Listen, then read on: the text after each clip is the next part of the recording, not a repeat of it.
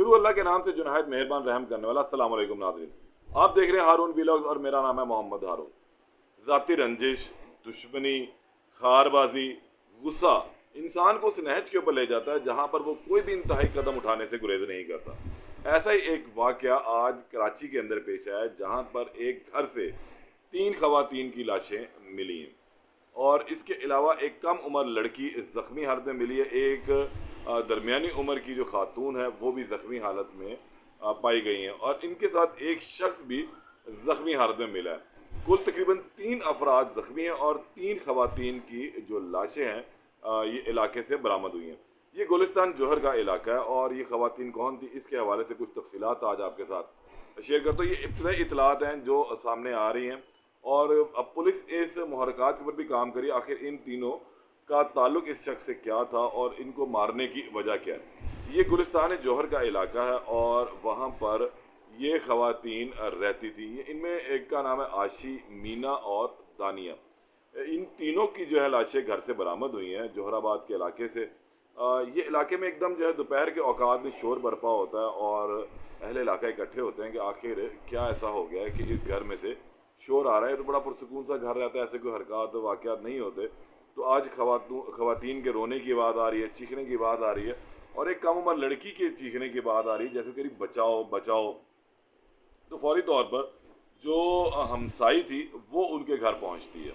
जैसे ही हमसाई, प्रिया इसका नाम बताया जाता है, इसका एक वीडियो बयान भी सामने आया जिसमें वो ये कहती है कि जैसे ही मैं घर के अंदर दाखिल हुई हूँ तो मैंने देखा कि घर के अंदर 3 ख़वातीन की लाशें पड़ी हुई हैं, उनके गले कटे हुए थे।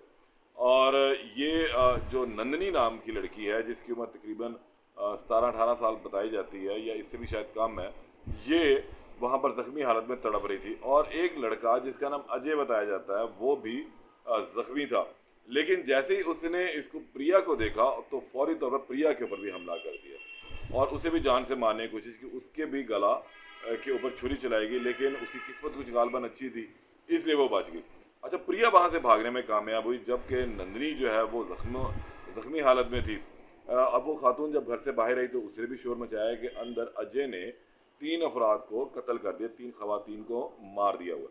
अजय के बारे में जो इब्तदाई इतलात आई हैं, अजय इन सब का मामू लगता था और पुलिस को अहले मोहल्ला को ये शक है कि इसी शख्स ने इन तीनों को कत्ल किया क्योंकि जाए वकूआ से ये पाया भी गया और इसके साथ साथ प्रिया ने भी ये कहा कि अजय ने ही इन तीनों को मारा भी है और अजय ने उसके ऊपर भी हमला किया।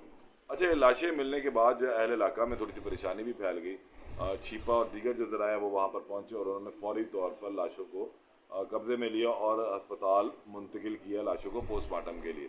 अजय को पुलिस ने हिरासत में लिया, प्रिया और नंदनी को अस्पताल मुंतकिल किया ताकि इनको तिब्बी इमदाद दी जा सके क्योंकि जो प्रिया थी उसका भी गला कटा हुआ है, नंदनी का भी गला कटा हुआ है, ये दोनों भी शदीद ज़ख्मी हैं।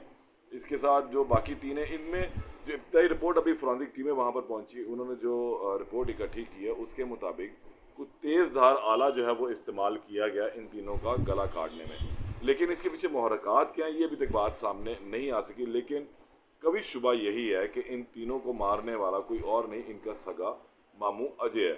पुलिस की हिरासत में मौजूद है और अभी से तफ्तीश जो है शुरू कर दी गई है। लाशों को पोस्टमार्टम के लिए भिजवा दिया गया ताकि पता लगाया जा सके कि इन ख़वातीन को मारने से कबल कोई नशावर चीज़ तो नहीं खिलाई गई या इनको इससे कबल तशद्दुद का निशाना तो नहीं बनाया गया, इनके जिस्म पे कोई तशद्दुद के निशानात। तो ये पोस्टमार्टम रिपोर्ट्स जो हैं वो कुछ सामने आएंगी जिसके अंदर बहुत सारी बातें सामने आ जाएंगी। लेकिन एक इंतहाई अफसोसनाक वाक़या सामने आया।